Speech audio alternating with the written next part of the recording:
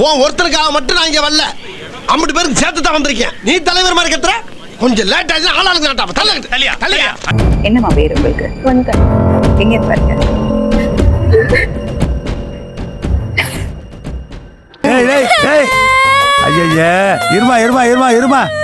நான் பிறந்து வளர்ந்து எல்லாமே பெங்களூர். எத்தனை பேர் நீங்க வீட்டுல? நாங்க 3 பேர். ஃபர்ஸ்ட் அண்ணா, அக்கா, நான் தான் லாஸ்ட். வீட்டு வேலை செஞ்சுதான் எங்க பாட்டி எங்களை காப்பாத்தினாங்க.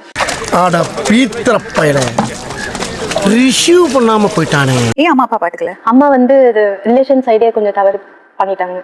அப்படின்னா வேற ஒருத்தரை பார்த்து விருப்பப்பட்டு போயிட்டாங்க நாங்கெல்லாம் பிறந்ததுக்கு அப்புறம். சரி எங்க 3 பேரையும் விடக்கூடாது அப்படின்னுட்டு எங்க பாட்டி வளர்த்தாங்க. உங்களை மாதிரி மனுஷன்லாம் இருக்கனாலதான் கொஞ்சமாச்சும் மழை பெய்யுது. சரி, அப்பா கல்யாணம் பண்ணிட்டாரா? அப்பா செகண்ட் ஒய்ஃப் கல்யாணம். சொல்லு. ஃப்ரெண்ட்ஸுங்க மூலியமா நான் ஒரு சின்ன வயசுல ஒருத்தரை லவ் பண்ணி அவர் மூலியமா நான் ஏமாந்துட்டேன். கல்யாணம் பண்ணிக்கிறேன்னு சொல்லி செக்ஸ் எல்லாம் வச்சு ஏமாத்திட்டாரு. என்ன வயசு அப்போ உங்களுக்கு? அப்போ எனக்கு ஒரு 16, சின்ன வயசு.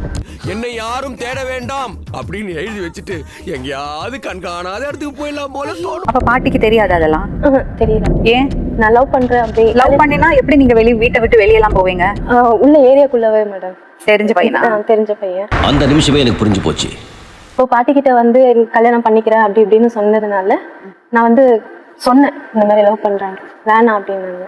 சரி, நான் அவர் மூலியமா நான் கன்சீவ் ஆனேன், அபார்ஷன் பண்ணிட்டேன். என்னையா சொல்றேன்? உண்மையா சொல்றேன்? ரெண்டுங்களே சில ஐடியாங்கள்லாம் கொடுத்தாங்க. சரி, நம்மளுக்கு வந்து பேக்ரவுண்ட் சப்போர்ட் எதுவுமே இல்லை, நம்மளே சம்பாரிச்சு நம்மளே சாப்பிடணுன்றப்போ நான் தைரியமா வந்து கொஞ்சம் காசு இது பண்றதுக்கு போனேன். நான் இல்ல, எனக்கு புரியல. நீ வந்து செக்ஸ் ஒர்க்கரா?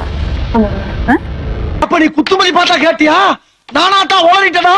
இதுக்கு பேர் தான் போட்டு வாங்குறது. அப்படின்னா கிவ் அண்ட் டேக் பாலிசி. அது எப்படி கன்வின்ஸ் ஆனீங்க? என்ன, நம்மளுக்கு பாத்துக்கிறதுக்கு யாரும் இல்லை, நம்மளே தானே பாத்துக்கணும்னு சொல்லிட்டு நாங்க இது பண்ணிட்டேங்க மேடம். வேலை செஞ்சு சம்பாதிக்கலாமே, ஏன் இந்த தொழில்? இல்ல, I'm just thinking. அப்ப காசு சம்பாதிக்கணும்னு மட்டும்தான் மைண்ட்ல இருந்தது? மைண்ட்ல இருந்து காசு சம்பாரிச்சு நம்மளும் 4 பேர் மாதிரி நம்மளும் வாழலாம் அப்படின்னு சொல்லிட்டு நான் இது பண்ணுவேன் மேடம். சரின்னு சொல்லிட்டு என் லைஃப் இப்படியே போயிட்டு இருந்ததுங்க மேடம். அதுதான் லைஃப்னு முடிவு பண்ணிட்டேன். I was cornered, I was helpless. இந்த தொழில விடணும்னு எப்போது யோசிச்சிருக்கியா? அப்புறம் ஏன் விடல? ஒன்னு ஒருத்தர் வந்தாரு, விட வச்சாரு, திருப்பி நான் அதுலயே தள்ளப்பட்டு விடுவேன். கொஞ்ச நாள் விசித்திரமா இருந்துச்சு, கொஞ்ச நாள் ஆச்சரியமா இருந்துச்சு, கொஞ்ச நாள் பைத்தியம் முடிச்சிச்சு, இப்போ வந்து சீன் ஆயிடுச்சு.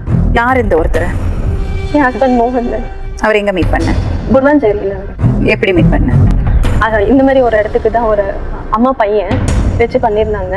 என்னங்க சொல்லுங்க. நான் பெங்களூர்ல இருந்து சென்னைக்கு வருவேன். அங்க வந்துட்டு அவங்க பிராத்தல் நடத்திட்டு இருந்தாங்களா? ஒரு நாளைக்கு எவ்வளவு பேர் வருவாங்க? அப்படி வருவாங்க மேடம், ஒரு 10-15 பேர் வருவாங்க.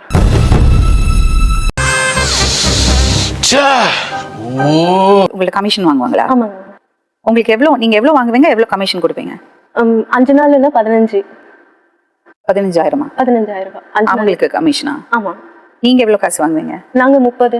அதுல பாதி எனக்கு கொடுத்துரு. பஜ்ஜில இல்ல, பணத்துல. அப்போ மோகன் ஒருத்தர் வந்தாரு. அப்போ நானும் அழுதுட்டு இருக்கும் போது கதவுக்கு பின்னாடி நின்றுதான் நாங்க வாங்குவோம். அது வாங்குவோம். சரி, அது விடுங்க, அது இப்போ எதுக்கு? அப்போ வந்து நான் அழுதுட்டு இருந்தேன். என்னால் முடியல, இப்போவே 8 ஆயிடுச்சு, இன்னும் நைட் புக்கிங் வேற இருக்குன்னு வேற சொல்றீங்க, என்னால் முடியல, எனக்கு பெயினா இருக்கு. அப்போ என் மோகன் என்றவர் வந்தார்.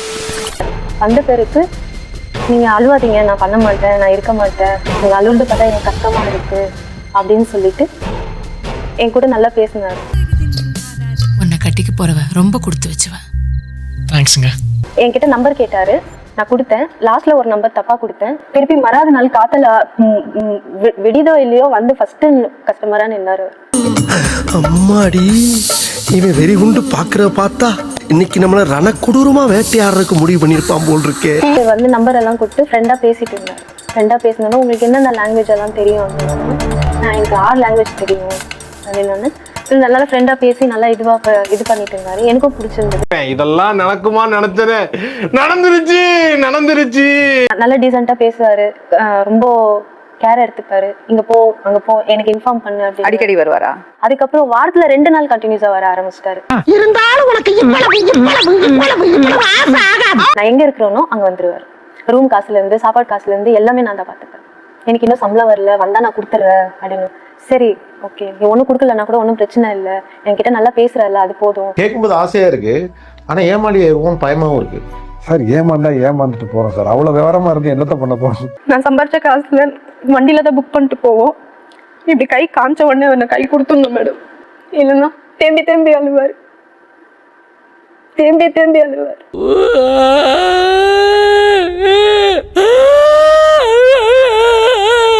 நிஜமாவே 2 பேரும் லவ் பண்ணீங்க? அவங்க அம்மாவெல்லாம் தெரியுமா? தெரியும். எப்படி பழக்காச்சு? எப்ப போன? இவர் தான் வந்து லவ் பண்ணும் போதெல்லாம் வீட்டுக்கு கூட்டி போவார். அவங்க வீட்டுல யாரெல்லாம் இருந்தாங்க? அக்கா இருக்காங்க, அம்மா இருக்காங்க, அண்ணன், அக்கா வீட்டுக்காரு. அவங்களுக்கு எல்லாம் தெரியுமா நீ என்ன தொழில் பண்றேன்னு? எனக்கு அப்ப தெரியாது, இவங்களுக்கு தெரியாதுன்றது எனக்கு நம்பவே முடியல. இவங்களுக்கு ஆல்ரெடி தெரியும் போல. பயங்கரமான கல்லூரி மங்க புரியும்படியா கேப்டா பேசுங்க. இப்படி நீ ஒரு தொழில இருக்கும்போது அந்த குடும்பம் உன்னை ஏத்துப்பாங்கன்னு அதுவும் சொன்னேங்க மேடம். சொன்னேன் நான் எப்படின்னு தெரிஞ்சு உங்க குடும்பத்துல என்ன ஏத்துப்பாங்களா? நீ ஏன் இதெல்லாம் சொல்ற? உங்க விஷயம் எனக்கு மட்டும் தானே தெரியும், நான் தானே வாழ போறேன். உங்களை நினைக்கும் போது என் கண்ணு கசங்குதுடா. அப்ப வீட்டுக்கெல்லாம் கூட்டிட்டு போனாரு? கூட்டிட்டு. சரி, அப்ப அவங்க சம்மதத்தோட தான் கல்யாணம் நடந்ததா? அவங்க எல்லாம் வந்தாங்களா? எங்க வச்சு கல்யாணம் பண்ணி? பெரியார் கோயில்ல. சரி, கல்யாணம் பண்றதுக்கு முன்னாடியே வீடு எடுத்துட்டோம். எங்களுக்கு சென்டர்ல வந்து ஒரு 3 மாசம் பிரச்சனை ஆச்சு. என்ன பிரச்சனை? எல்லாத்தையும் உனக்கு சொல்லணும். எங்க அம்மா உன்னை கழட்டி விட சொல்றாங்க. எங்க அம்மா பேச்சு நான் கேட்டிருந்தேன், நான் உனக்கு கல்யாணம் பண்ணிருந்தேன். அவருக்கு போர் அடிச்சு போச்சு. அப்ப நான் சொன்னேன், அம்மா பேச்சு கேட்டு இருந்தா நீ கல்யாணமே பண்ணிருக்க மாட்டேன்னா அப்ப அம்மா கிட்ட நீ சொல்லிருக்கலாம்ல நான் இப்படிதான். அது அனாவசியம். நாங்க 2 பேரும் ஒன்னா இருந்தோடனே என் குழந்தை நின்ன உடனே 1 வருஷம் நான் என்ன கஷ்டப்பட்டாலும் சரி, இந்த 1 வருஷம் மட்டும் என்ன பாத்துக்கிறியா, இல்லைன்னா நம்ம அபர்ஷன் பண்ணிக்கலாம், உனக்கு விருப்பம் இருந்தா ஓகே அப்படின்னு சொல்லி நான் கேட்டேன். இல்ல என்னோட முத குழந்தை இது, அபர்ஷன் எல்லாம் வேணும், நான் பாத்துக்கிறேன். அப்படியா? கண்டிப்பா கண்டிப்பா. குழந்தை பிறந்தது, இவங்க எல்லாம் தூக்கி கொஞ்சினாங்க. அதுக்கப்புறம் 3 மாசத்துல பால் நிப்பாட்டிட்டு திருப்பி என்ன இந்த வேலைக்கு போக சொன்னாரு. எங்க வீட்டுல குழந்தைய பாத்துப்பாங்களா சொல்லு, நான் போறேன். வாய்ப்பு இல்ல ராஜா, இல்ல எங்க அம்மாவா எங்க அக்கா எல்லாம் பாத்துப்பாங்க அப்படின்னு சொல்லி அனுப்பிச்சு விட்டாரு. என்ன பாஸ்போர்ட் எடுக்க சொன்னாரு, பாஸ்போர்ட்டே எடுத்தேன். இல்ல வெளிநாடு காமிச்சாரு. ஃபர்ஸ்ட் 6 மாசம், அப்புறம் 6 மாசம் என்ன விசால போனீங்க? Visiting visa. Me going man aeroplane. போயிட்டு 6 மாசம் இருந்துட்டு நான் வந்தேங்க மேடம். வந்த பேருக்கு செகண்ட் பர்த்டே பண்ணேன். எல்லாமே என் காசு தான். எல்லாம் பண்ண பேருக்கு இப்பதான் நீ வந்து இதெல்லாம் பண்ணிட்டு இருக்க. இல்ல புரியல.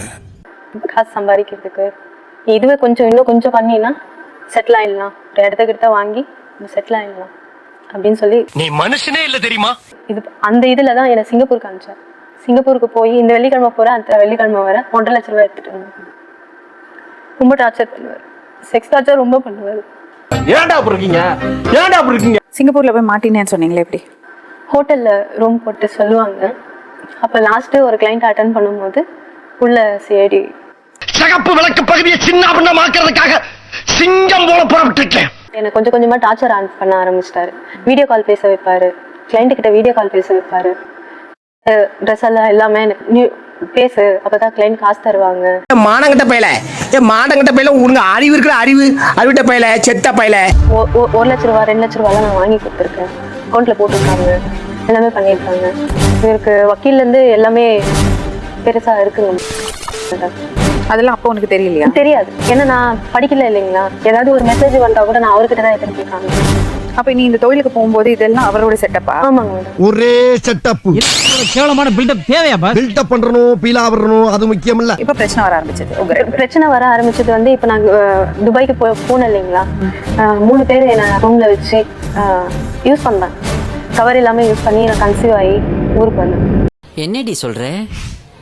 நீ என்ன சொல்ற? என்னடி சொல்ற?